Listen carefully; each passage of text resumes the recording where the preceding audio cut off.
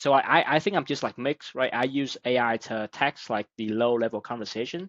But when they actually have a deal, especially it's our market, right? We like to get on the phone and trying to pull out, the information that I don't think we can get via text, 100% of the truth.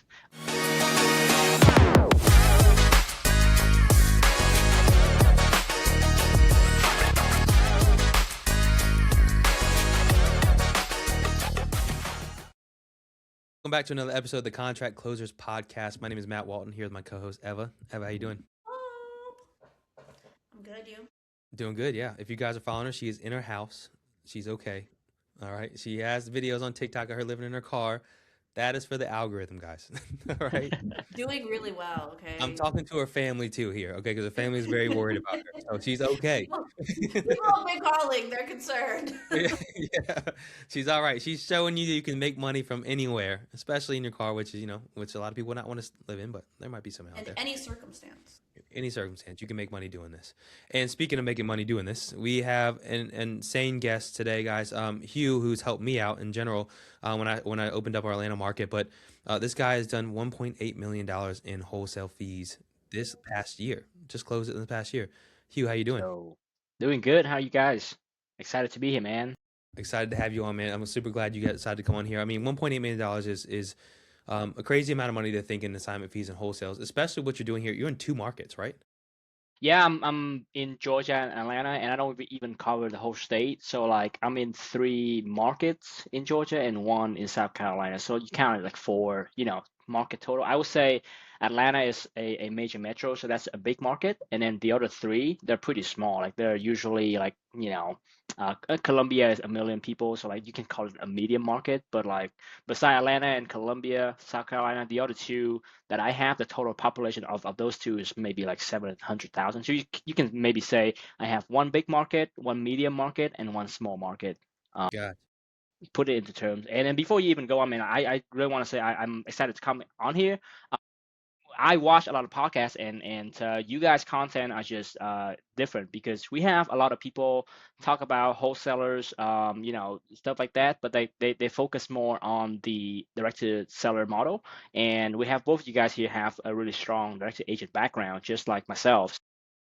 Really, I don't think there's any other podcast that have the host kind of just like centered around that. So like that's what's make me like watch every single episode when you guys come out, and then I'm just glad to be on here. I'm just so upset with this stuff, man.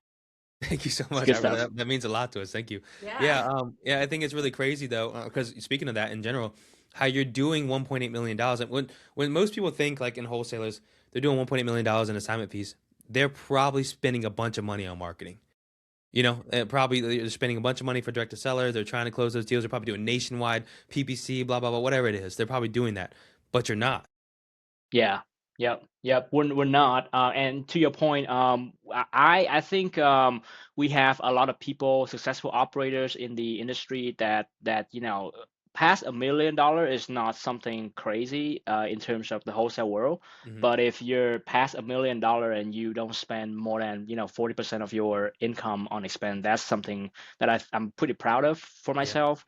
And I think that's kind of make me stand out in a way, not because I'm like the biggest guy or do the most amount of deals or make the most amount of money. It's just like I'm like the leanest for like the revenue category that I'm in right now. So Yeah, I think that's awesome. I think that me and Eva, obviously, that's a big a portion of what we do and what we look at, especially when you're doing deals. I mean, we're doing deals with agents, and for those of you who don't know, I mean, the only thing I pay for agents is my CRM, my text message that I send, and the calls that I exactly. make, which are very minimum expenses. Obviously, I have VAs that I pay for that run the different markets. If I didn't have VAs, I wouldn't have to pay for any of that. But I would argue that even if you count for VA, because with these companies who do direct to sellers, they still have to pay the acquisition people money too. Like so, like when they say, I have a 4x ROI on my ad spend, meaning I spend $1. I'm sorry, I spend $1, I make $4. No, they don't actually spend $1 because they only spend $1 on the marketing channel. They Yes. don't account for the cost of the human, which can be 10% of the revenue, which is Mm-hmm. pretty standard, right? So if they make like 50K on a deal, they have to pay their guys 5 grand. So like that's 5 grand on top of the marketing expense, right? So when they say 1 to 4, I don't think they count the human capital. And what I love about the agent model is the human capital is way cheaper than the seller model. And I can go on here and argue with anyone on this. I just firmly believe that the skill that it takes for the agent model is way less than the skill it would take to close a seller. Therefore, you don't need like American accent, local talent, right? You can hire someone affordable overseas that can do the job. I would argue that they do a job even better than American because they just don't have that entitlement, like mindset that we have here in the States. I often find that my VAs work way harder than my local American people. Now they don't they might have maybe 60 or like 70% of the skill, Mm-hmm. but they make it up for like 150% of attitude with work ethics and things like that. So if you balance those out, like it's just the same thing in terms of like over effectiveness, but the cost is like 1/4 or 1/5. Yeah. Yep. Yeah, that's super grateful, especially too. Like, so excited to be just a part of the team. The VAs that I have that run two of my markets, so we're kind of testing things out right now. It's funny you say that about Americans versus like VAs. I have a lady who has worked with me for the longest time, and she took over the market that I started up over in Hampton Roads.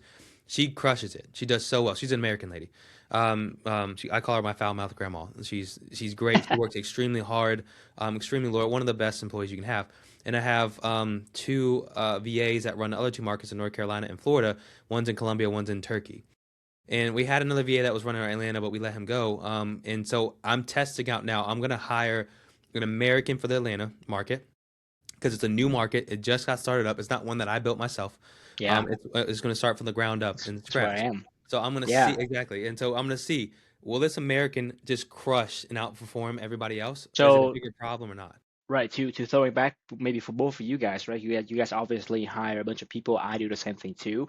And VA, they come from all sort of different background, countries, accents, ethnicity, and things like that. So like, don't want to be racist, but like, what do you feel like it's working the best across like the entire like, the whole world that we're talking about? Like, what is like the ideal like VA kind of background profile that you guys might think? I'll let you share yours and I'll share mine. Yeah. So what I've seen, because we ran the VA company for a while, is most people unfortunately have a negative connotation towards Pakistani accents, even Filipino accents too. At some point, also they have a very negative connotation that on the phone. Unfortunately, they kind of put those together with spam and scamming. And so when we hire for people who are going to be on the phones, now there's every once in a while we can find an amazing Filipino person that can come in and do really well, that has a low sounding low accent that makes it work really well. But what we find, like my VAs from Colombia, anybody in South America does really well, especially in states like Florida or California or places where there's a higher Hispanic population.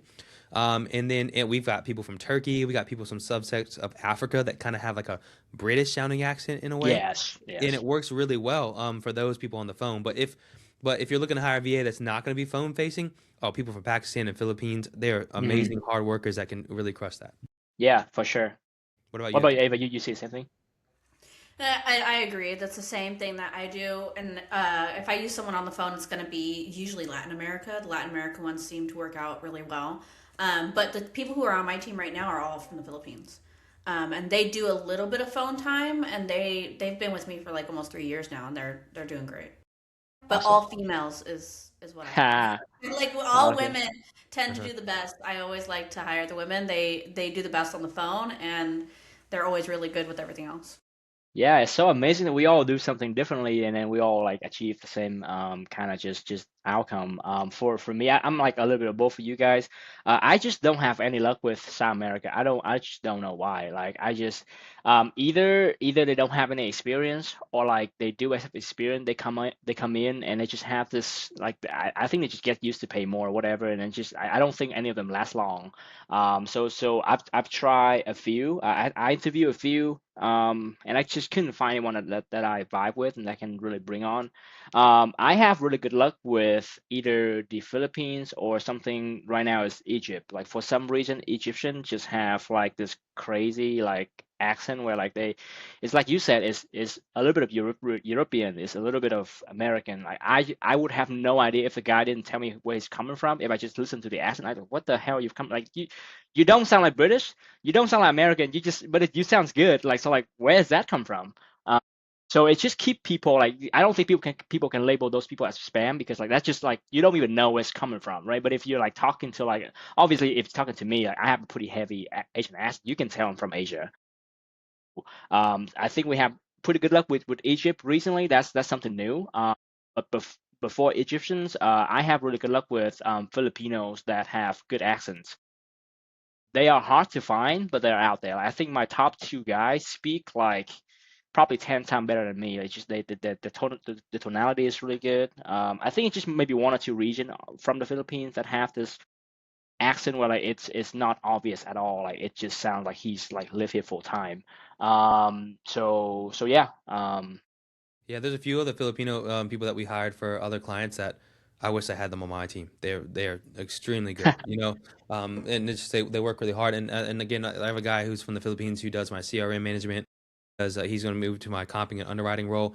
That kid is he works so hard, and he's one of Mhm. the best kids. So yeah, it's funny. It's you kind of can go both ways. I mean, with Americans, I told myself I'd never hire any Americans anymore, but then I was like, let me test this out. I just want to see, like, will this American come into Atlanta and will he crush it more than anybody else on my team? But again, you have to work with whether they're going to just leave after a couple months because they figured out how to do it Exactly. themselves and they're gone. Yep. Are they going to have like an actual work ethic and attitude that is going to produce results? I'm very lucky for the people that have my team. They work on weekends and nights, and I've never once asked them to do that. They just message me and talk to me, and like they're like, "I'm sick and I'm out today," but they're still messaging me about deals they're trying to close. And it's like those are Yeah. amazing and hard to find in between. So I'll see if it's like a really big pain to even find that person to fit in. If we do find that person, are they going to crush it better than everybody else? So it's kind of like a test what's going on in my business to see how I can improve it and see what happens. Awesome. So I'm interested to know about you because I mean you're doing what we're doing. You're crushing it as well. And so I want to know like let's dive a little more into the details of agent outreach and how to do it right, how to do it wrong because there's a couple different ways. My method is to just blanket outreach to every single agent in those markets. I'm going to send you a text. I'm going to try and just get you to just send me some deals. I don't want to spend a lot of time on the phone with you. I don't really like if you want to call me and talk to me, I will do it. If you have a property, I'm happy to talk to you on the phone. But if you don't, I don't want to speak to you until you got one. Evo does mostly just reaching out directly to people who actually have listings because we know most agents don't have any deals throughout the year. So she focuses on the people who actually can do deals. So what's kind of your spot of how you're working with these agents? Again, it's so funny you say that, and I'll go to my theory. Is like I'm just like if you guys make a baby, it's become me, right? So I I don't like on-market deals. I do mostly off-market, but I use the on-market listings to find my agents, right? So I'm blasting just like you, Matt, but I'm blasting to the agents that have deals on the market. I don't even want to buy the deals. Like I don't even want to make an offer. I just want to quickly introduce myself, tell them who I am. I mean, if it's a fixer upper, I'll take my shot. But most of the time, listing on the market, they're either like semi like remodel, where like they remodel the kitchen and the bathroom. They don't paint like this wall, right? It's just like semi rehab, but it's I call it those like turnkey retail. It just to me, I treat those the same as like a new construction. They spend money on fixing up the house. I mean, it's not perfect, but they already spend money. They're not Yeah, motivated. yeah, I'm not gonna waste my time. yeah, But I do reach out to this agent all the time, and I tell them, hey, if you see something else, let me know. And the thing is, I just move right on to past them, and then little do you know, maybe 1 or 2 weeks, or like maybe 3 or 4 months from now, like they would have a deal. So again, that's why I do agent outreach. I don't focus on the actual listing itself, but I use that to outreach to my agents at some point that will become a limitation because there's just so much there's only a limited amount of agents that actually have listings, right? So after a little while you have to go from like active listings to sold listing. Maybe an agent sold a deal within like the last 12 months, right? So you can also blast those agents as well. I just feel like if you blast an agent who hasn't done a deal in 3 years, then at that point it's like it could happen, but like it's Rare. it's a pretty slim chance, right? Yeah. So that's my philosophy on that. Now, do we do on market deals? Yes, but I only do on market deals if they voluntarily send it to me. Like maybe they're in my system for a few months now, and they say, hey, like I have this one, it's on the market, it didn't sell. Can you take a look? Then I'll like take my time to do it because at that point it's more like an inbound lead. Like I reach out, they reach out to me. I don't reach out to them about it. So like they need me more than I need them. So like when I make a low offer, they don't feel as offended. Where like if let's say if it just got on the market for like 14 days, and then I out of the blue reach out to them, make them a low offer. Um, does it work? Yes, but it does it is it as effective as people reaching out to you? I don't think so. Right. Yeah, that makes sense. I've seen what people do. I've kind of talked to people in the Asheville community who does two different ways. Like I focus on quantity. Like I'm gonna reach out to everybody. And then I've heard some people like, hey, I want to get on the phones with all my agents. I want to call them. I want to talk to them. I want to build a quality relationship with them, and that's how they get deals done. I don't care to have the same monotonous conversation over and over again about who I am and what I'm looking for. Blah blah. You can text me if you want to know that information, but phone calls, I'm not doing it. And so I want to know like what's your Let's philosophy on that? yeah, let's talk about that because I think that will be for sure market dependent. Because if you're and I'm just presuming because I have so many friends in those markets. I have only done this in Georgia and South Carolina, so full disclosure.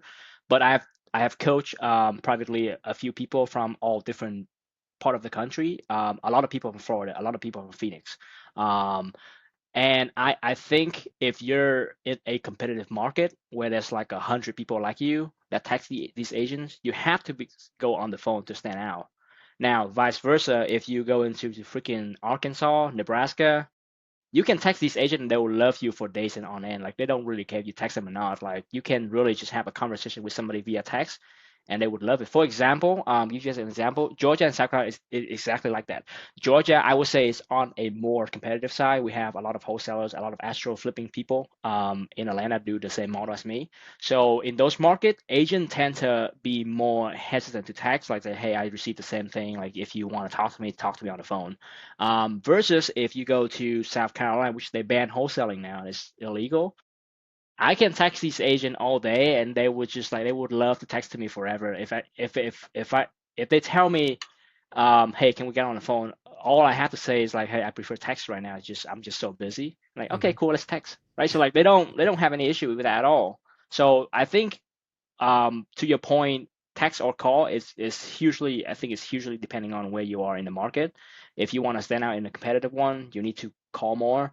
If you're in the middle of nowhere, or no, I don't want to say in the middle where if you're in a good market but doesn't have a lot of people doing the agent outreach model, you can get away and crush it with texting for sure. Mm. You only text everybody ever, right? You don't get on the phone with nobody. Only text everybody. Yeah. So if you try to get on the phone with me, good luck. Good Yeah, luck. Yeah. you don't even answer my phone calls. So, No, I don't even. Now call me, but like you didn't answer, and I called you the other yeah, day. He called me and I answered. He said, "Oh my God, you answered." yeah, I said, yeah. "Oh, okay." I finally got on I'm her gonna leave my personal phone. hand. Yeah. I was on her TikTok phone for a long time. She was like, "I'm not important enough to get move over to I the personal." do. I do have three phones, Well, so you never know if she actually responding to you or her AI is responding to you. You just Exactly. never You don't know. know which one.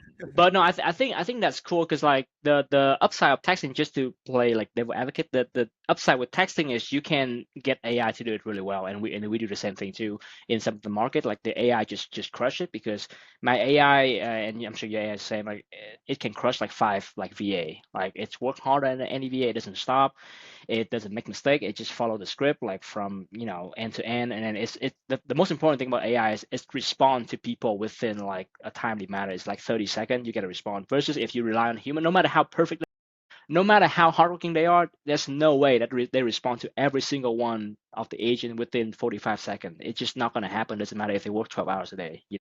So I like that a lot about the AI piece of it. So I think I'm just like mixed, right? I use AI to text like the low level conversation, Yep. but when they actually have a deal, especially it's our market, right? We like to get on the phone and trying to pull out, Yep. the information that I don't think we can get via text, Right. 100% of the truth. Um, for example, two things I like to get on the phone right away. One is like the motivation to sell, because they can really easy they can lie really easily via text why they're looking to sell. right? So my philosophy is if there's a question I want to ask them that they can easily lie via text, I don't text. I want to talk to you. I want to ask you right away. I want to hear your answer. If you and I know that you're not answering me straight, right? So motivation is one of them. Usually when we get on the phone, we're able to pull out the motivation. I would say like 90% of the time. Um, because the agent doesn't care. Like the agent, hey, that's my situation. I'm just gonna talk to you. I don't have any reason why I would hide that motivation. Versus the seller, like they kind of weary, like they don't want to, so like they protect it a little bit. The second thing is the price and the offer situation. Like I want to know not only how much you want, what's the best one you want, but I also want to know if you have received any offers yet.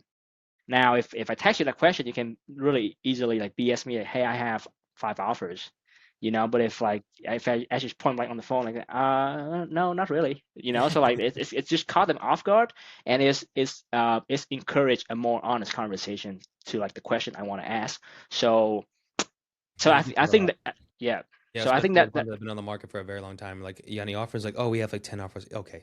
So you oh, yeah, haven't yeah, accepted a yeah, single yeah, one. yeah, and yeah, they just reject an offer pretty Yeah. close to asking, okay, really, okay, how long Yeah. ago was that, Yeah. Okay. Yeah. Why And you didn't you ask haven't Uh, me accepted it? Yeah. then? And you're yeah, entertaining my offer, which is $50,000 below what you're whatever you're asking right now. exactly. Okay, yeah, you got me. Yeah, it's funny. That's the way it works with agents. When you got to get on the phone, you got to actually listen to them and talk to them, especially sellers, like you're saying, if you're going to talk to them. But yeah, you have to kind of break down and hear what's going on with the AI. Did you build out your own AI, or did you use like another company or another product? What I like to do is I think I'm not like a creator, so I never want to build something from scratch.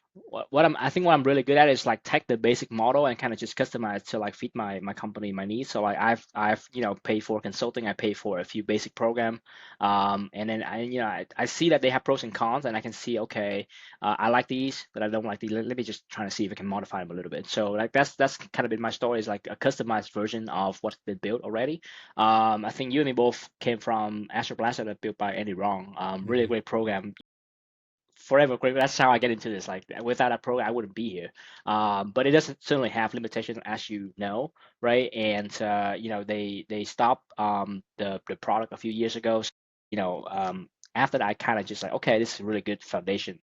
What can I customize? What can I build on top to kind of just have it make sense? Right.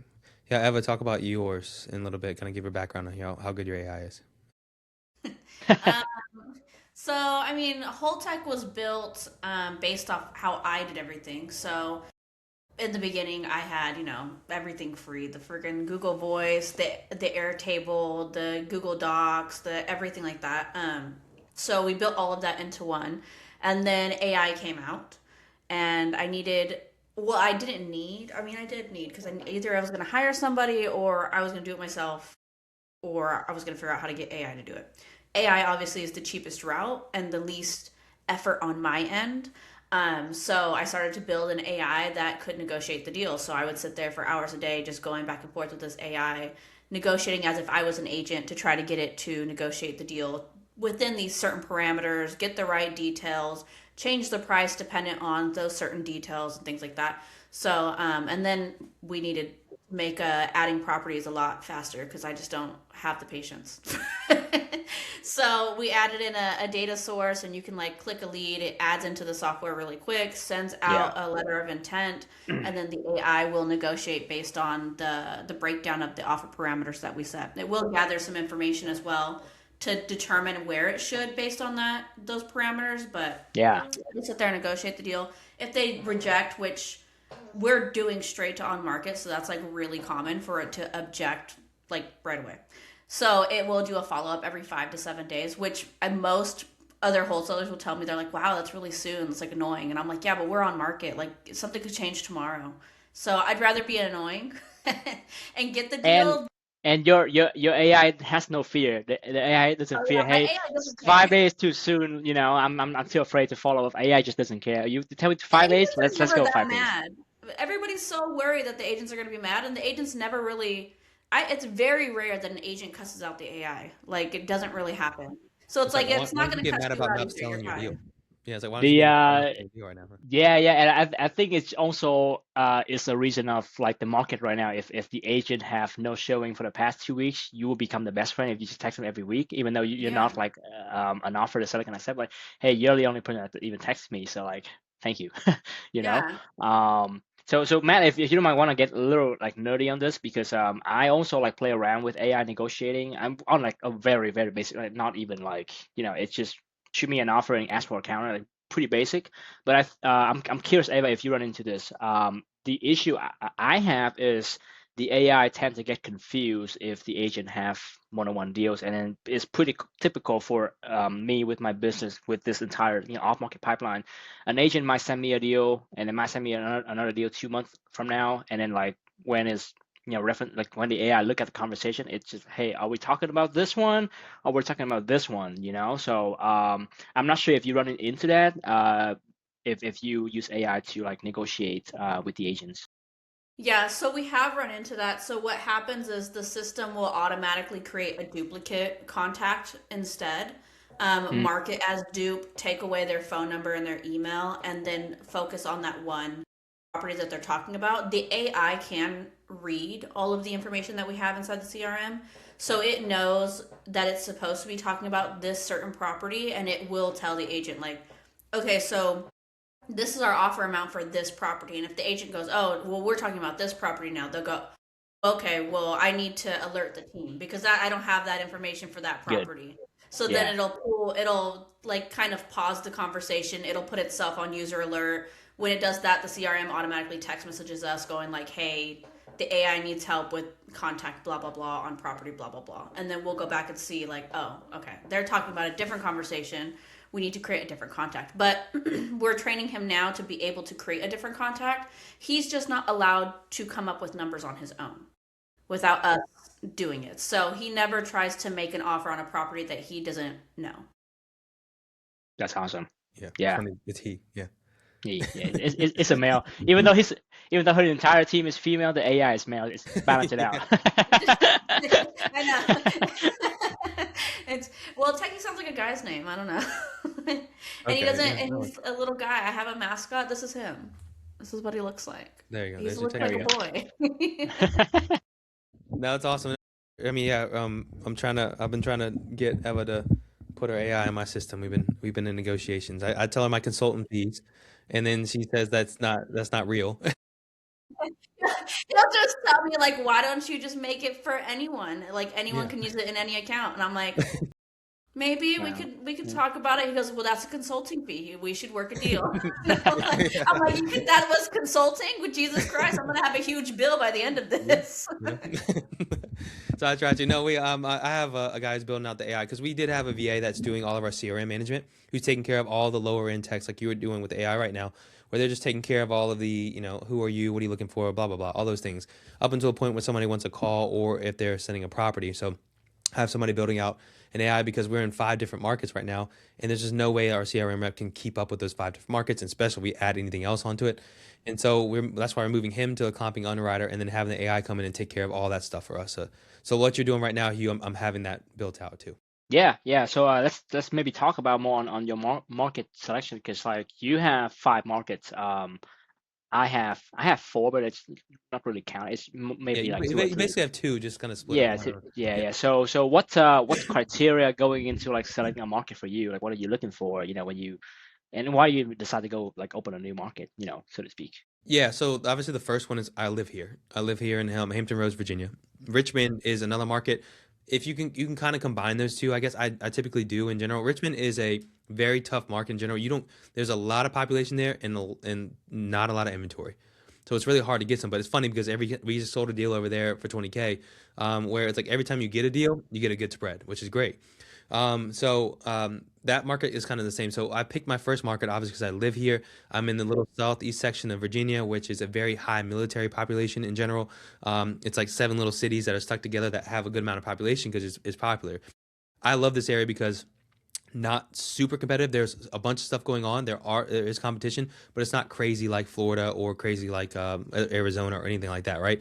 It's perfect. A lot of local buyers that really want to buy at good prices, or I could build connections with. So that's how I picked my first market. Obviously, that's I think Yeah, what people same. should do, unless you live Mhm. out in the boonies somewhere and you need to actually find a place that's populated. And then second market was North Carolina because it's right over there. I love the Raleigh area. I chose that one because there's a potential for us to buy properties over in North Carolina. So I was like, all right, well, if I build a Yeah. business over there, I can start grabbing properties in that market. And so North Carolina is a booming market For in rental general. too, you know. Rentals, yes. It's a booming market. There's so many jobs that are going in that area. So we pulled that one up first. North Carolina is weird because you want to focus in Raleigh or Durham or Charlotte, Charlotte. and it's Yep. hard to get properties in those areas because it is a very popular place. And instead, you get properties across the entire state. And so one of the Mm, issues that I have in general is like you're middle of kind of trying nowhere. to find new buyers every time you have a property for the most part. Now, when you have one in Raleigh and Durham and Charlotte, it's gone. Like you can get it sold quickly with no problem. But outside of that, you got to kind of build your buyers list a little Yeah, more. I call it choose your heart, right? So it's either really easy to acquisitions, really easy to acquire, tough to dispo, Yes. or it's really easy to dispo, but it's so hard to acquire. So like you Yeah. just pick your heart, right? I Yeah. think I think I think that's why like different markets have different hearts. For me personally, I feel like if I have to choose, I personally would choose an easy to acquire market. It just keep the ball rolling, momentum, and you can build your buyer list as you go, right? Hard to dispo market is eventually become easy because once you know all of the buyers there, then it You just become plug easy and play. over time. Yeah. So that's cool. What's up with the North Carolina regulation? Have you heard anything new on that? It's sitting in the what do you call it? The North Carolina Like the Senate, whatever it approval? is. Yeah, It's, the yeah, approval it's sitting stage. in there right now. It was supposed to be reviewed. It's been in there for like I think about a year or so now. It's been sitting there, and it's mostly just like trying to require you to have a license. And this also says like if they find out you're wholesaling and you didn't disclose something like that, they can cancel at any point in the contract, like even at like the day of closing. They Yeah, can cancel on you and stuff like that, and you can't get your EMD back. So that's what they have in the bill right now. Is that it hasn't passed yet, so it's sitting there for a long time. Our attorney talked about it too, and I think a lot of people are fighting it right now. So that's why it's been sitting there under review for a while. It's honestly just a big money grab for the most part. That's the same thing they did in Virginia here. They require you to have a license to wholesale more than one or two properties a year. My wife just went and got a license. It wasn't a big deal for her to go and grab it. So that was kind of our way around it. We yeah, could double close and do all that stuff, but I was like, I don't worry about doing that. She can just grab her license. yeah. So Got that my, I was got that my one. license 2 years ago, just for this exact reason. When they banned South Carolina, bro, like, I just think if they ban South Carolina, it's just a matter of time before they come up with something weird in Georgia. So I just get my ass up and get my license like right Yeah, away. yeah, that Just makes sense. and then two Yeah. years passed by, nothing had changed. So like but at least now I had a license. It's gonna come across everywhere. It will. Like eventually, wholesaling will have to require some kind of license or something. It's gonna almost every state of it like is going to hit something like that. Yeah, which It's is okay, right?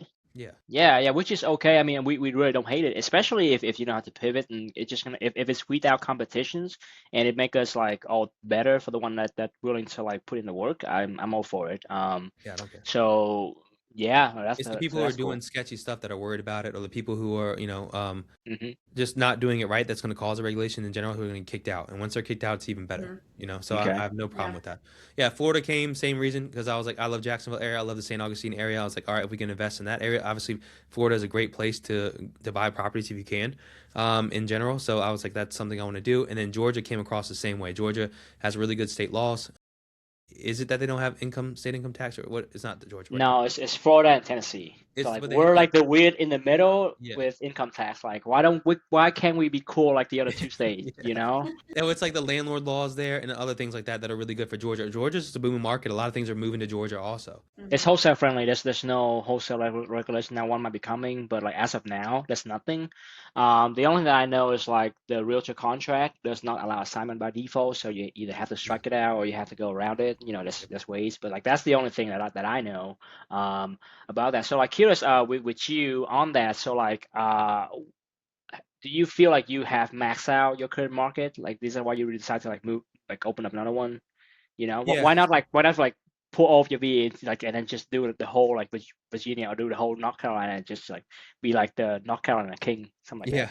I don't You know? I don't like Northern Virginia. It's a like if you ask like Northern Virginia and where I'm at in Southeast Virginia, they're two different places. Like I mean, like obviously two different Okay, places, but two different types different of country. people in Yeah. general too. Like there's Nova and like they don't hate on each other, but you just know like someone's from Nova and someone's from Southeast. I Yeah. like to think of it this way. Maybe they think of it, we're from the beach, like we're more laid back and everything in this area. Versus when you're in Northern Virginia, you're more like I don't know, high stress and a bunch of stuff going on up there. And so that's how I think of it. I don't like going anywhere north. I like hospitality. I like customer service. I like those things like that. And to me, anywhere south is where I like to stay. So I don't want to do the whole area of Virginia. That's the only two areas you'd really focus on if you're in Virginia. North Carolina, yeah, I haven't seen a big reason why that we should add more than one person in it. Maybe I'm missing something, but my goal was to spread into the markets that I want to buy in, and then I'll go deeper. So it's kind of go wide a little bit at first. I have my structure set up, so all I had to do was just place somebody in, and then like just do the work, and you're good. And then the next step is to add on direct to seller and other things to really go deeper into each market. I just want to spread across a couple of them. One reason why is because if I was only in Hampton Roads, Virginia, for example, in Richmond, my marketing budget would be like it would be hard to either spend all the marketing budget and get the right return on it. It would Yeah. just it's so concentrated in that little area that I wouldn't really get a good ROI just in that. So if I had more markets to spread the money across, it would bring more of a better chance to get deals. So that's what, How many people on your team right now? What does that look like? including me and my wife, it's seven, and I'm hiring for my 7. eighth person right now. Got it. And You I'm got a hefty assuming like team. Huh? 3 or 4 on acquisition. I You've have got a three hefty. acquisitions. I'll have three acquisitions right now. Hiring for one more in Atlanta for acquisitions. Yeah. Okay, gotcha. Oh, I lose my pen. Um, just trying to write down because like 3. I think that the funny thing different about you and me is like I think for me to cover my 4 like let's call it 2. Let's call it my 2 market. I'm having like 4 guys like on it, Mm, and I don't even feel like I have maxed out the market yet. So like for me, really? I know there's still like room to like do here. I know I haven't talked to all of the agent in town. There's every time I pull a list, there's like 1,000, 2,000 agents we haven't talked, or like we did talk but we couldn't connect for some reason.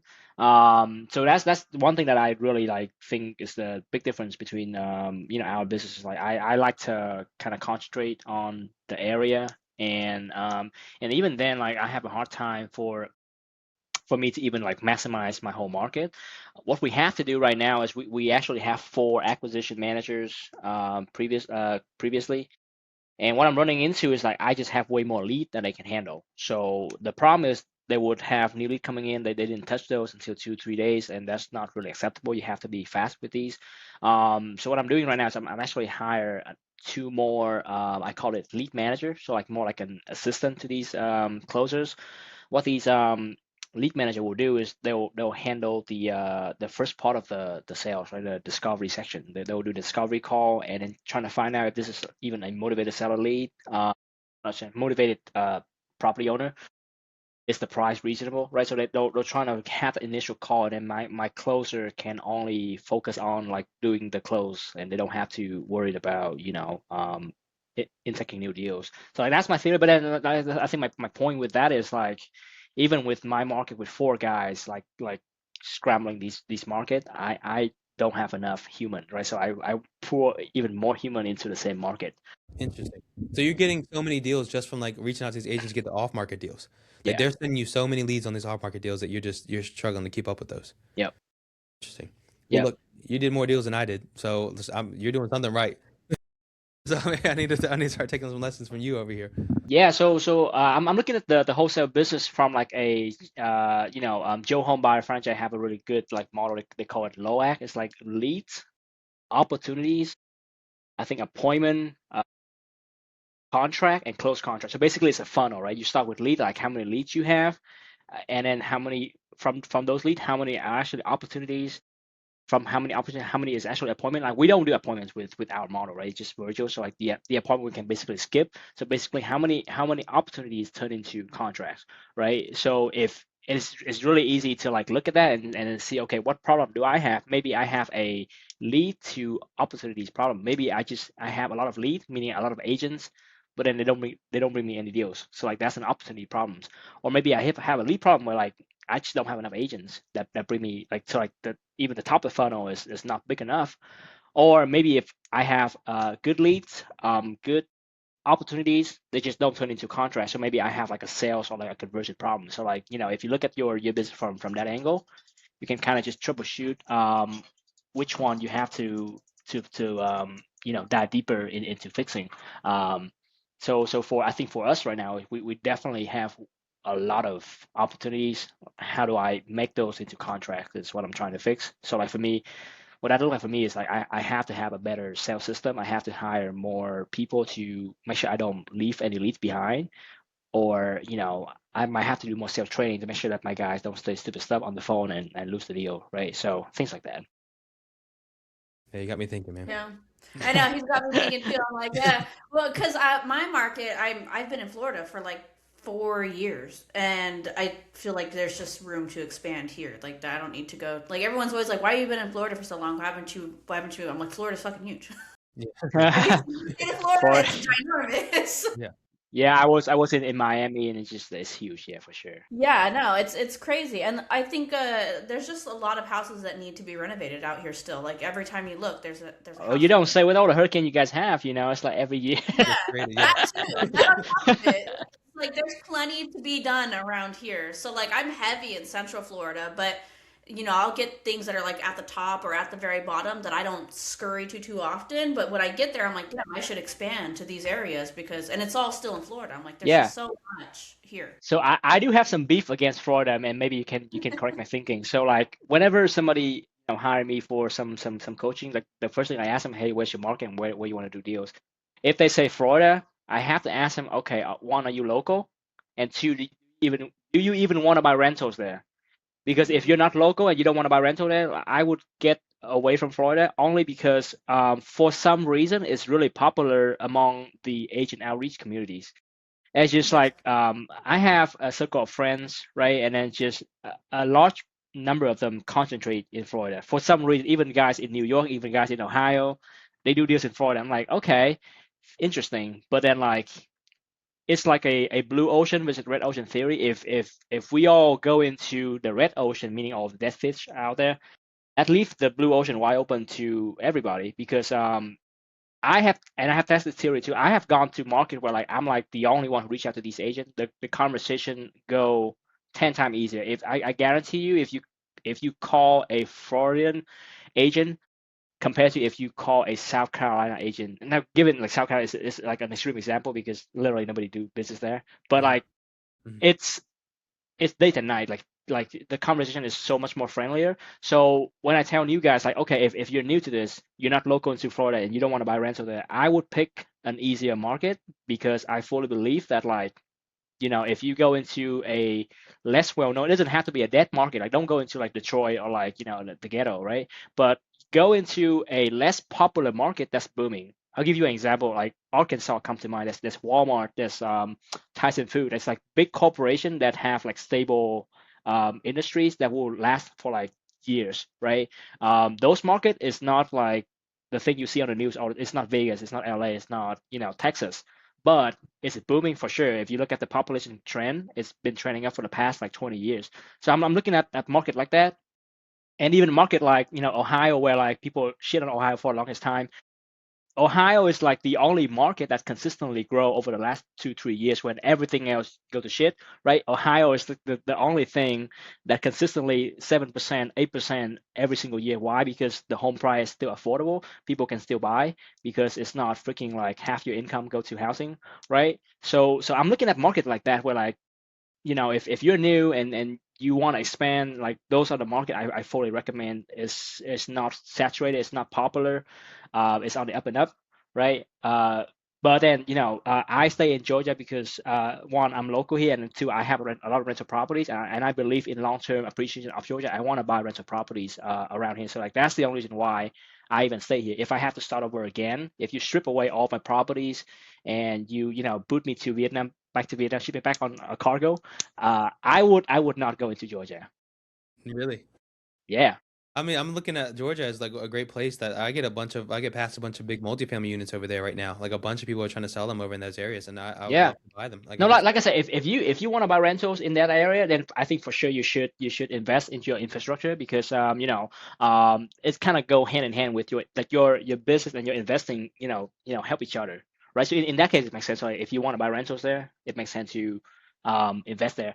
I don't want to buy rentals in Ohio, but if I use it as like my main source of income for the wholesaling business, I would for sure open up a market in Ohio if I have to start again. Yeah, it's just the northern states, man. I don't know why I decided I don't like the northern states. What are the rules in South Carolina right now? The rule is wholesaling is legal if they catch you. So the you know now are people doing it? Yes. Are people still? I don't think anybody is assigning right now, but I think for sure there's people that do double closing. But they Now all is it have a law legal? against What double is closing. the Not according to the law, but what does the Yeah. regulation state? Can they double close? Can they? Is it the regulations say you cannot advertise what is the right word?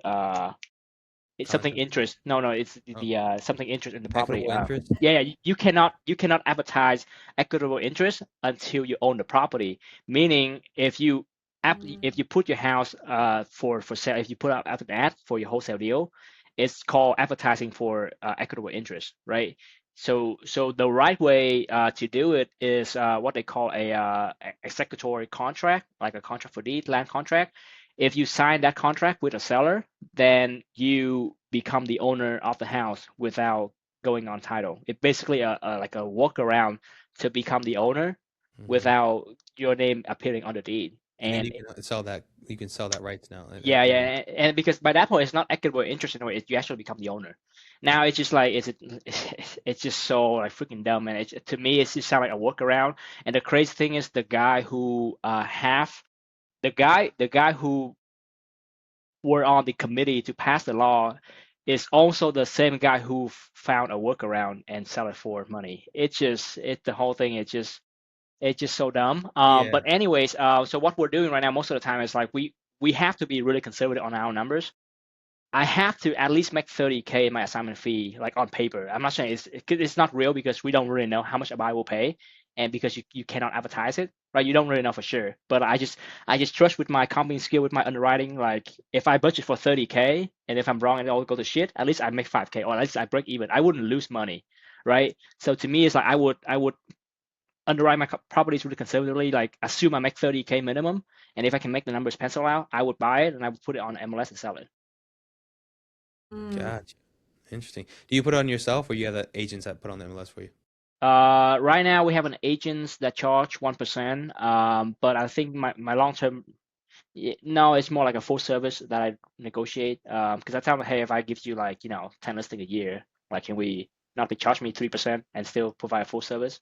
Some agent will do that, right? But I have a license and I just feel like I would probably prefer someone on my team be negotiating with the buyer than like the listing agent because I mean if we only You never know. pay 1%, Yeah. it's they're not gonna work as hard. Yeah. We've yeah. we've spoken to so many listing agents to know like you do not trust every listing agent with being able to negotiate and handle your deals correctly. Yeah, exactly. So and because I think I'm not sure on the regulation, but I'm thinking because I am the agent, but also I'm the seller, so I can authorize someone from my company to negotiate because I don't think you can authorize a non-licensed person to negotiate on the listings, right? So like a non-licensed person cannot do agent activities, but because I'm the agent of my own property, I'm the seller too. I can authorize someone from my company. It's just like a seller put a factory listing online and they negotiate themselves, right? So I'm thinking about something like that, where like I just authorize someone from my team to negotiate a deal that I'm actually the seller. Kind of like a dispo rep in a way. Yeah, There's yeah, yeah. people It's who a handle it. display. Yeah. Yep. That's interesting. Yeah, I mean, yeah, agents. I mean, that's awesome. You negotiate that. We um, very love and hate relationship with the agents. I love working with agents, but like for example, we just did a deal, and the agent is we paying him 3% for the deal, and he sends a contract, and Reba sends over things that need to be changed in the contract, and he says, "You guys make those changes in this initial." I'm like, brother, you got to pay 3%. I'm paying you to literally do this. What else do you have to do? you know, you know what I mean? Like, what else do you have to do to get paid this 3%? Yeah, So I like to work my agents so hard, man. Like, cause like they earn 3% from my side, right? I'm sure they earn 3% from the other side too. So like, we ask the agent, hey, you gotta sign the contract, make sure it's ready. Can you go to the house, take photos for me, like do a layout, walkthrough, scan the whole like 2D drawing, right? Put on a lockbox, you're gonna make right? them So 3%. that So the thing with people don't realize is like with the agent model, I feel like the operation cost is way less, not only from your acquisition point of view, but strictly just operation, because you can ask an agent to stop by, put on a lockbox for you, right? Take photos of the house.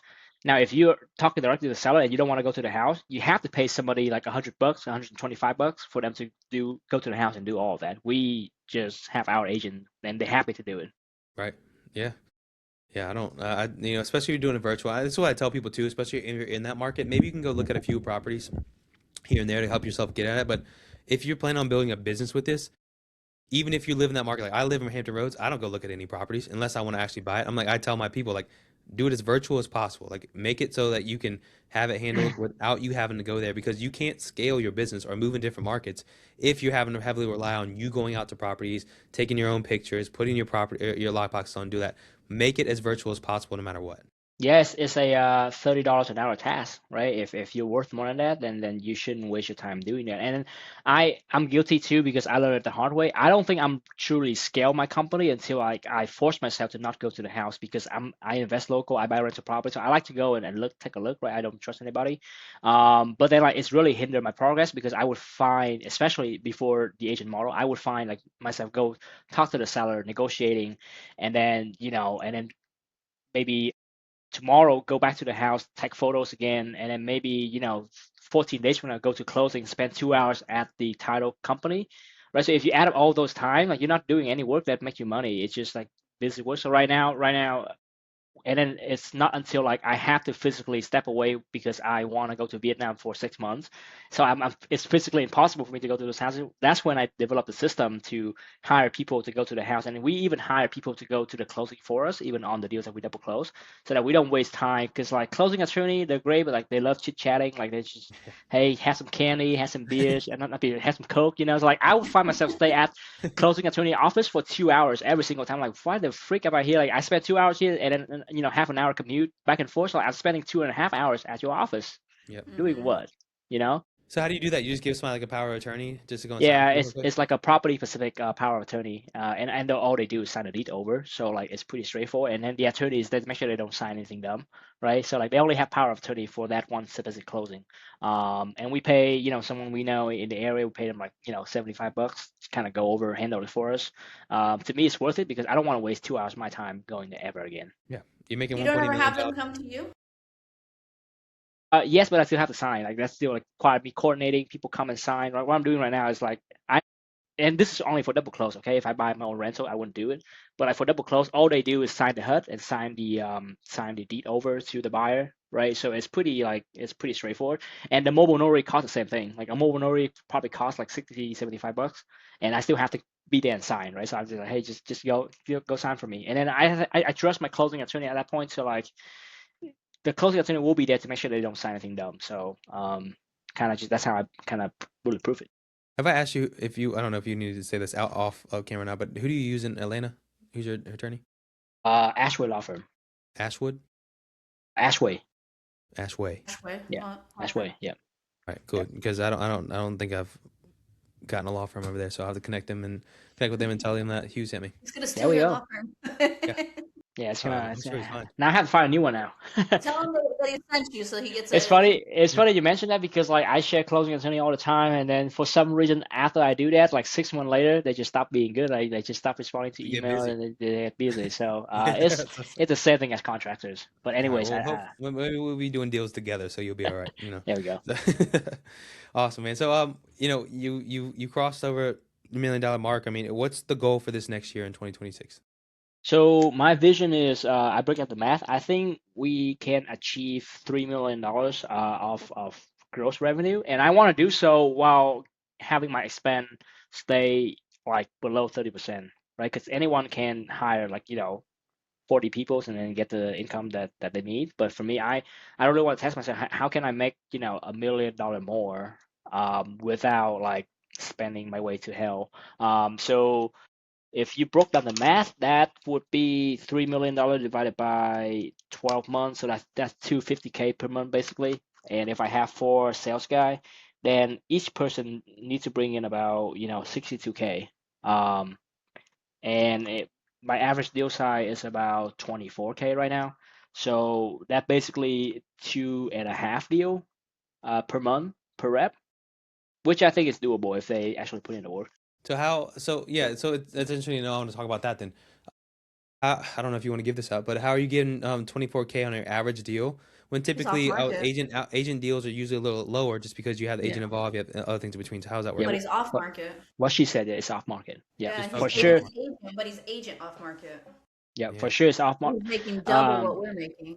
Hmm. off market play a big role, and also I just negotiate deeper. And I just tell my team to like don't even bring it to me to calm if it's too far off. So I have like a quick offer calculator. I think I sent it to you too, man. Yep. I got It's it. gonna spit out a low number, right? It's gonna usually be like 20, 30K lower than my actual real offer. And I want it to be super simple for my sales guy. I don't want him to come with me for comms all the time, right? So my rule of thumb is like you have to throw out a low offer and see what they counter at. And sometime like agent will send me a deal exactly at the quick offer number, so we know okay if it's exactly at the number at the low number, I know for sure I can make at least 30K on this. Nice. But also like it just training my team to like hey just throw out a lower number. And we also renegotiate if we see something that doesn't make sense during the inspection period.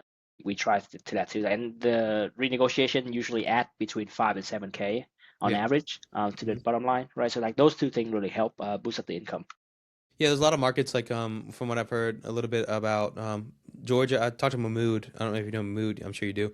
I talked to him the other day about Georgia because he works in that market too. And then same thing with a guy named Carlos said in Florida. There is that some what they have to do sometimes is they have to get the contracts where they don't have a big spread, but they have to find a way to get the buyer up a little bit and the seller down a little bit, and that's how they spread their costs or get them a bigger spread every single time. Yeah, so I don't like doing that. First of all, I know people do that. I know people even contract at the price they think they're gonna dispo at, and then renegotiate for a 20K fee. And to me, one, agent will hate you, right? But Guilty. also too, I think it's just that I just don't want to do all these work and not make money, because retrade is not a guarantee. Not easy. Yeah. So I would rather like on paper, I would rather make 20K on paper when I Yeah, come to deal. and then If make I'm it bigger. wrong Yeah. and all go to hell, I still make Mhm. five or like Yeah. 10. And again, it's just come down to like opportunity cost. Like if I spend my time displaying those deals, I don't spend time displaying the other deals. It's the same amount of work anyways. So like we do. And I bump it over time. So I used to be at like 10K, Hmm. and I bump it up to 15, and this year I bump it up to 20. Hmm. Yeah, that's what we've started to do too. I'm like, yeah, I don't.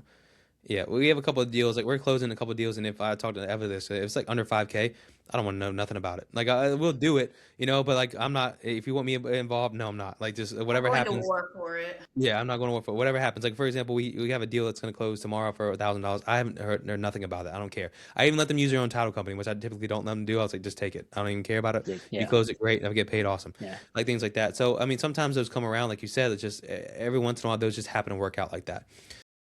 But you having the bigger spread and making sure that hey, we can at least make this much money on it is something that we've been focused on more and more because if you're focused on the bigger deals, I mean, you're focusing the same amount of time for a deal that's $1,000 or $5,000. It's like you what do you want to do? Do you want to spend your time Yeah, on that or the bigger deal? yeah. And usually the thin deal have like the most hair on it, like Yeah. meaning it Yes. just have the most like challenge, Problems. Yes. Yep. and we don't have resource to solve those challenges. Like because for example, if my spread is 70K, I don't care what the seller promise, I will solve them all. If they want I will moving, drive to you and I'll drive to your house. I'll bring you coffee every day. I'll spend like I'll spend my team to bring you coffee every day if it takes to close the deal, right? So like if we with those big deal, like we have spread to do things. Let's say if we find a lien or like we find a memo on a house, we have resources to solve those. But like if it's only 10K, then what else are you gonna do if something pops up? I'm just like yeah. it's too much hassle. I'm just I'm Yeah. done, bro. Just go away. Yeah. Cancel it. I don't care. Yeah, Yeah. that's yeah. So you handle all the dispo right now yourself? No, actually, I have a on my dispo team. The crazy thing about my dispo team is it's almost the same size as my acquisitions, and maybe that's not efficient. So I'm hoping to optimize it this year. One of my goals is to like not only I think the dispo for me have more bang for my buck because I feel like my dispo team is more heavy than it needs to be. So I have 4 people on my dispo team. As a head of dispo that handle all the negotiation. We have two VA that call existing buyers on our list. We have been in Atlanta for a few months now, so like a few years now. So like our buyer list is already pretty robust. So it's gonna take a full-time effort for my VA to even call all of the buyers in my list that already have the buy box. So one head of dispo, two VA calling buyers, existing buyers, and one VA calling new buyers.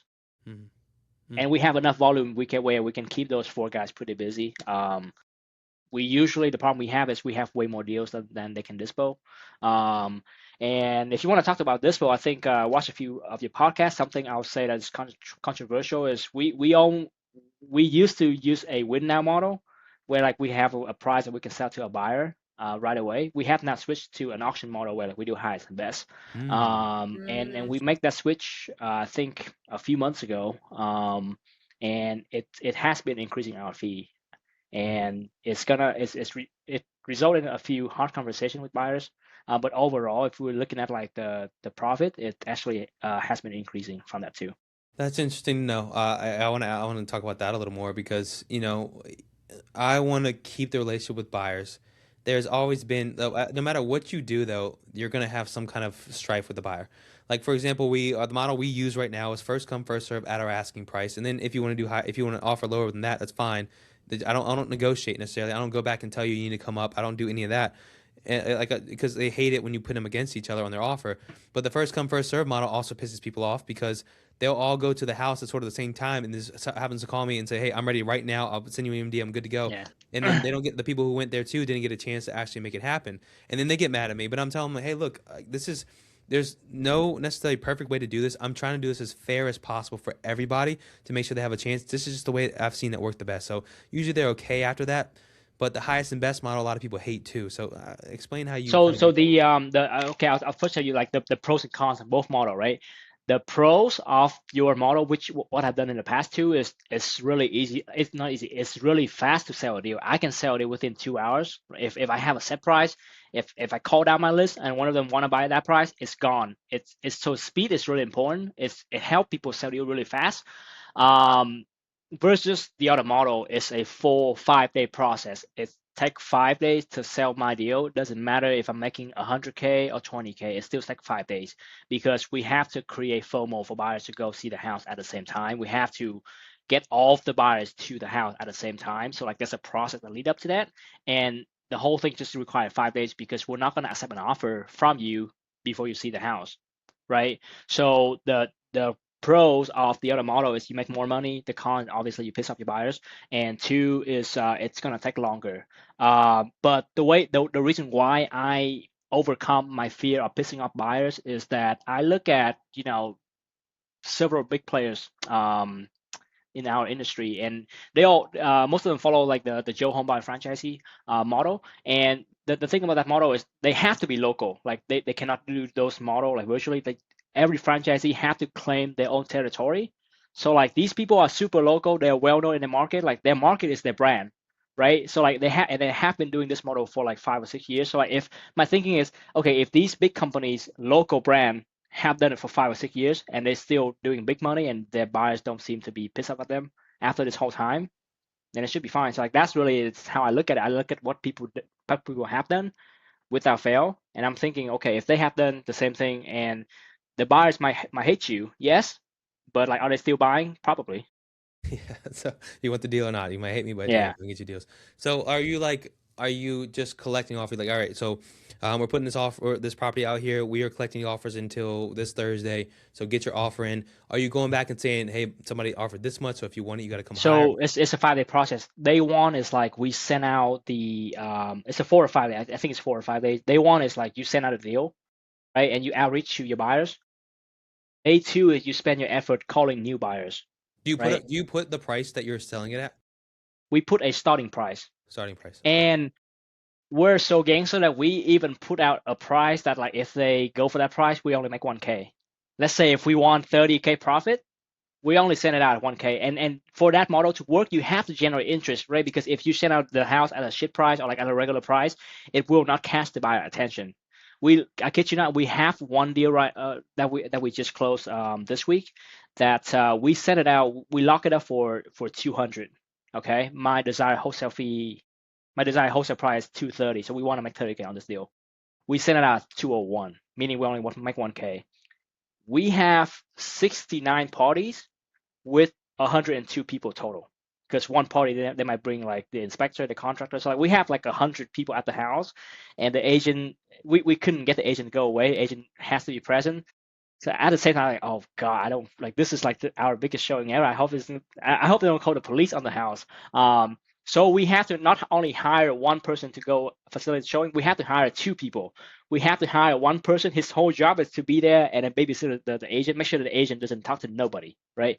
And then the second person help with getting the buyers through, writing down the buyer's name, right? So, but anyways, going back to this, day one send out deals. Day two, reach out to all of the buyers. Day three is the walkthrough day, right? So like they wanted to lead up to day three. Like we want to have as many buyers to day three as possible, right? So day three is the walkthrough day. Day four is the offer collection date, meaning hey, submit your offer by this date, right? You have until like 5 p.m. to submit your offer. And day five is the offer selection date. So from day four and day five is when we negotiate with buyers, right? Hey, you put in your offers. Sorry, it's not. We have better offers. Can you do better, right? So like we just ask them to put up their highest and best, and then if they go to the house and they see 40 people also walk the same time with them, Yeah. they know this is a hot deal, and if they don't put in the best offer, they might lose it, right? So like the whole thing premise on you have to have a good showing, you have to have as many people there as possible, and I think if you get above 20 people to a house, you for sure will set a deal for way more than you think. Mm. Psychology behind this is great. Yeah. But you see, it's a lot of work, right? It's not as easy as like, hey, call your top 10 buyers, one of them might buy it, right? So we could do that, but like we found we found we might lose 5 or 10K on the table doing it that way because we don't know who truly is like the highest and best buyers from our buyer list. So this process really just make sure my dispo team work it the best they can. They have to really work it to sell it, and maybe that's why my team is bigger than like a typical shop. Yeah. Usually you see 2 acquisition per 1 dispo. We're like 1 and 1. I only have one dispo rep for Yeah, you're even like one for 4, right? yeah, because we So use Investor Lift and Dispo Genius. There's a combination of those two. You kind of do the same thing a little bit. yep, So you, InvestorLift, Genius, Studio, yeah, Dispo Genius, and the third I use also Investor Base as well. So you mm, sell 3. okay, you Yeah, put them all together and kind of run it off that. That's interesting. That's you got me thinking. Well, I need to switch something up on my dispo process here. it's I mean it's if it doesn't break, then don't fix it, right? I just feel like with this model, like I just want to get an Well, I can extra do it for like new 5 or markets. Like 10K. I can do it for Atlanta. I can do it for. I mean, Florida and North Carolina. We have we have buyers that we've done deals with, but we don't like in Hampton Roads. I wouldn't do it in this market because when I live here, Your buyer is trained to the old way. They will be. exactly, It's hard they to are train like the I new have way. good relationships with them, and I can like if I get a deal in Hampton Roads, I can sell it within like an hour or so. It's gone, Yeah. for the most part. And so any of those other markets that we don't have any buyers, so that could be an option that we just test out and see in those markets and how it works. Yeah, it's I think it's a learning process. Like if you do that model, like the first 1 or 2, you have to accept, okay, the first 1 or 2 it might suck because you might do something wrong. Like like maybe there's no showing here, people only 3 people to go to the house. And by the way, if you do a showing and it's only like 1 or 2 people, it's completely backfired because they know, okay, these sucker, like there's nobody want the shit deal, right? Only I'm like the only one here, Yeah, and they don't accept an offer before walkthrough, so I know like I'm the only buyer they have. So yeah. like it's gonna backfire if you don't do the walkthrough really well. And that's when you So make the $1,000 assignment fee because you actually put yeah, yeah, yeah. No. yeah, I'm like, all right, yeah, nobody else is here, so I'll just take this 1,000. What you got it at? yeah, yeah. I think to start, like you don't even have to price it like aggressively like I do. You might just price it like maybe 10K below what you want. Maybe if you make 20, price it 10K. Actually, like if worst case you still make 10K, right? So I just know that like okay, for this area it's a really hot area. If I price it like this, it's gonna go crazy. And we sell it for 250, so like we make 20K more than what I Than think what we can you sell it want. for. Wow. Wow. Because I think if a flipper buy this, 230 is the price that makes sense for them. I have no clue why the freak the other guys pay 250. And the crazy thing is, he even put down 100 grand EMD. So like 100 grand that guy EMD. is all cash. Yeah, that guy is truly all cash. I don't know if he money laundering. I hope not. But then like he No, just nothing on you. wanted Yeah. way more than everyone else, and then he just to really make sure he get it because I guess there's a few other offers that are pretty close, right? Maybe there's one like maybe at 240. So like that's one maybe a few grand close to him. I don't know the whole story. I gotta talk to my dispo team, but like for some reason that guy dropped 100K. I'm like, do you have a typo? Do you mean like 10K? I've seen 10K EMD before, but like, you sure it's 100K EMD? And say, yeah, it's 100K. That isn't. Yeah. I mean, yeah. And That's a then that's insane. that's a But then serious buyer. I mean, he gonna mess around and lose 100K. yeah, Yeah. and then I think we That we deal's we closing. can we cannot get him to that price and that terms if we don't have a massive showing. If we don't have, there's no way he's gonna offer that if we don't have a massive showing. So. Well, I mean, it makes sense. So, I guess if he's a full cash buyer and the other people are hard money lenders, I mean, he doesn't have to pay 10% off of what he's buying, and what his rehab costs are, which could be another $20,000 at that point, And right? he might not even be a flipper, dude. For all I know, he could be a neighbor who own a house in the same street, and he might buy it for like his personal reason. That's the buyers tend to pay most if they don't buy for investment. Right. So Exactly. I don't even know if that guy buy for investment or not, Yeah. to be honest. Doesn't matter. You never know. Like that's why it's really important to have the most amount of outreach to as many people as possible, the most ability to get any type of buyers. Because you never know. You can have somebody who does Airbnb or midterm rentals or anything like that, and maybe one person that buys one house an entire year, they just happen to find your house and pay more for it because they pay cash and they don't. Their strategy is a little different. Maybe it's just buy and hold or a BRRRR method or whatever it is. And that's why if you have a robust list, that you can find these buyers randomly on your deals that'll pay more than anybody else. Yeah, we just treat our dispo with the same respect that we treat our acquisition because we worked so hard to find this deal. We have to work even extra harder to sell this deal, like to the most like the highest buyer paying buyer we can because we treat every seller right. Because you guys doing acquisition, you treat every seller very special. You follow every day, right? You text call twice, right? Every single day. So like we want to treat our buyer the same way. It's not 2020 anymore where you can just sell a deal within Yeah. like 5 seconds. Yeah. I've done that. The first 5 deals I sell is all on Facebook groups. It's Yeah. the Great heyday. time. But now you have to make it a sale process. You have to really sell the deal, and you have to just like anything. If you sell a car, if you sell like vacation plan, you still have to call on the people to get to the buyer you want. So like I changed the philosophy of my dispo team to like you have to. This is a sales job. Like you have to call people. You have to really talk to people a lot Hmm. to get the most you can. Interesting. Yeah, that's what I've actually got my team doing that more because my team has gotten to the point where they'll just text all the offers and stuff like that in acquisitions. And I was like, no, for now on, like we can text offers, but we had to have a conversation on the phone with that person about the property or about, whatever they're doing because we need to do that first. So I'm like, hey, we're gonna test this out. This is how I pitched it to him in general. I was like, we're gonna test it out for the next 3 months to see what happens. Every time a property is sent to you or you see a property, you're gonna call it and try and get them on the phone first. And besides just being lazy and texting them, and we're going to see how it changes what we're doing on the quality wise. I think the same thing with buyers. I tell my dispo rep too, like, hey, call them because I've had multiple buyers tell me like, hey, I get a lot of texts from people, I don't care, but Yeah. when you actually call me and you actually have a conversation with me, then maybe I either missed it or maybe I just have a better relationship now. Maybe I'll actually take it seriously. And if you have a buyer that you're good with or a bunch of buyers that you're good with that like the process you do and then say, hey, you're an easy person to work with, they will buy your deals over somebody else's. It's like if they're trying to buy this one, well, they have one deal and they buy it for the end of the month, and it's yours for somebody else's. Your spread might be better, or not even, or worse, and they'll take your deal over the other person's because they like working with you better. Yeah, I think buyers hate my process, but like they like the price that we sent out. Like Yeah.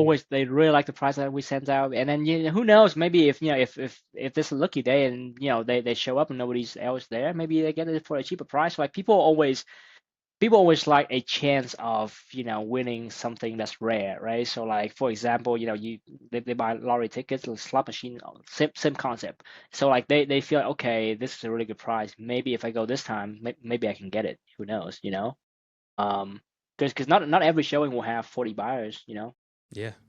Yeah, that's what I said. You put it out that 1K above your asking, you got one buyer, you're screwed at that point. Yeah. Have you ever considered doing a live auction style right there in the front yard? Oh, that'd be cool. I No, would that'd hate be that. really cool. I would hate that. What I found is like people need time to talk to the contractor. If they bring the whole team over, they're not gonna make an offer until they hear back. Okay, my contractor said it's 40 instead of 50, right? So like they need to hear back from the contractors. And some buyers, especially like what I found is like the buyers that pay the most need the most due diligence, right? Because they tend to be newer, so like they want to hear back from the contractors, they want to hear back from the agent to see if the ARV makes sense. They want to hear back from the lender, make sure that they have the funding. So like the newer people, they tend to pay more for sure. But then also they tend to need more like homework done before they can make an offer. So we give them the time, like do whatever you can, but like don't come to me with any DD like terms, right? You do Yeah. all of your homework before you make an offer. Yep. But they do need some more time, I love that. especially the higher offer. Yeah, and you if you're new out there and you're trying to do dispo, make sure that they go and see the property, like for sure before they go and put you on offer. Because I have some buyers that will try and pull that crap. They'll like, I want it right now. And then, me being newer beforehand, I would just go ahead and assign it to them. And then they go and walk the property and be like, oh my God, all these issues and blah, blah, blah, and things like that. And then they try and renegotiate at the last minute. Yeah, they pull the same move that we pull on the Yeah. acquisition side, where like they go and see the house and then They don't do retrace. what I Like, do. yeah, don't do what I do. Don't do that. Hey, that's my job. Yeah, I know that too. So now we like those buyers that reach out to us when they say they want it, like, cool, go see it first, and then you tell me you still want it before I even get a chance to even sign this over to you. You got to actually take some time. Yeah, and then and we just hold more power if we actually collect the EMD, because there's just one buyer that right now that buyer deals from us. One day before closing, he's trying to retrade. He's like, "Hey, you got this? Suppose there's a mole behind the wall. I didn't see that before. You guys didn't disclose it. I'm sure the seller know about it." So he put off kind of like acquisition on my front. But then I'm sitting there thinking, bro, like I got 5K of your EMD. If you cancel right now, I mean, it might suck because like I may lose 12 grand, but you also lose. Sorry. If we cancel right now, okay, I still make 5K and you lose 5K. So like, who hurt more? Like, it's Yeah. like no, I'm not gonna accept your retrade. I might give you a few $100 just because I don't have to, but it's just because you asked. But like anything beyond that, I'm not doing it. Right. So to me, it's maybe I'm biased because like, I like to play poker, so I really like to see if people bluffing or not. Yeah. And I just don't mind. Okay, if my worst case scenario is like I still make 5K and your worst case scenario is you lose 5 grand, let's go. Yeah. You know? Yeah. You want to play? You want to play? Oh, yeah, that's funny. Yeah, it's really important though, as wholesalers too, is you want to build good relationships with buyers, but you don't want to let them walk all over you. You can't let them Exactly. walk all over you. You can't let them have their way with you. You have to stand your ground about a lot of different things. Like, for example, they have to use my title company. A lot of them hate that, but I don't care. Like, it's like, I'm not going to use your title company. I've never used before. I've had people Yeah, where like the they've bloated deal. lost. They haven't even given their assignment fee. Like the other title company just left off the assignment fees. They have given back EMD when they weren't supposed to. Let them cancel whenever they wanted to. Like, those things can happen because you didn't stand your ground on that. So stick to it. Don't let them beat you up on price and stuff like that. If you know you got a good deal and your price is right, and other people are around that same price. I had actually a recent buyer that, well, he got mad at me because he kept trying to negotiate over and over again. And I was like, no, like, see you later. You can walk. And he was like, you're not very flexible. So how are you supposed to sell deals? It's like, this deal's sold. I'm gonna get this deal sold whether you want it or not. So either you're gonna Not buy the it only what one you who told me. wants it, buddy. Yeah. Yeah. So you're either gonna I buy it mean, right now or you're gonna walk. I don't care. yeah, I don't really mind if they're trying to negotiate before we go on a contract, because I negotiate, everybody negotiate, right? So like it's just they're doing their job. I don't hate them for that. I really hate it when they negotiate after they put in the EMD. Like, bro, you don't realize the position you're in right now. Like your position is right here. I'm like above here. Like you're trying to you don't play your card right. You should negotiate.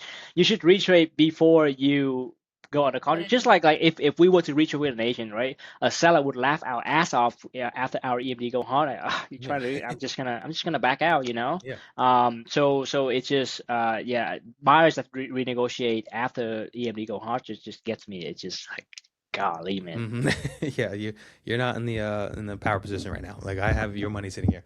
Yeah, that's why it's also important to make sure your EMD will hurt if they lose it. Like, if you're doing like $1,000 EMD to a buyer or something like that, maybe even 2,500, they're like, whatever, for the most part. But you got $5,000-$10,000 on the line, like, yeah, they're gonna be very wary of letting that EMD go. Right. My rule of thumb is just look on that EMD. My rule of thumb is if it's under 300K, then we want 5K. If it's more than 300K, which rare, but like sometimes we have luxury like wholesale deals, we want 10K. So just to make sure, again, skin in the game. Right. Yeah. It's a good rule of thumb. Awesome, man. Anything else that you want to cover before we roll out of here? Because I'm using a lot of your time. I mean, we chit chat for. I could do this all day. This is what I love to do. Yeah. But I think I feel like we cover most everything already. Do you have any other like topics you want to discuss? Man, we covered everything. Eva, I think you. What do you think? Yeah, we said a lot. This was a good one. It's a really good one. Yeah. we got a lot of information in this video, and I mean, we could keep going for a while, but Yeah. So in the interest of saving all our times, I gotta go pick up my son in the next 15 minutes, anyways. But we'll go ahead and cut it here. But guys, if you haven't learned yet that Hugh is a wealth of knowledge and someone who's doing really well and stuff. He also helps coach people to be as successful as him. If you're not reaching out to him, I don't know what you're doing wrong. Please reach out to him. Hugh, I'm gonna put all of your information in so people can reach out to you. Is there any place Awesome. specifically they should contact you? I'm old school, so like Facebook is the best. I don't even have a TikTok like Ava. I'm sort of not that cool. So Facebook is the best for me. So you can find me with my name on there. I'm probably like the only Asian Vietnamese person that you know. So But no, man. Hey, you get a hold of Hugh. He's gonna be traveling a bunch. He's living the lifestyle right now of having the fruits of his labor right now are treating him really well. So, guys, if you learn anything from this like we did, please like, share, subscribe, comment, hit the bell icon. We drop episodes every Thursday. I'm not sure when this episode is going to drop, but you'll start to see clips of Hugh right before then, and then when they start coming out, then you'll know the episode's dropping that Thursday. Thank you so much for your time, Hugh. I appreciate it. awesome, man. Let's wrap it. Bye, everybody.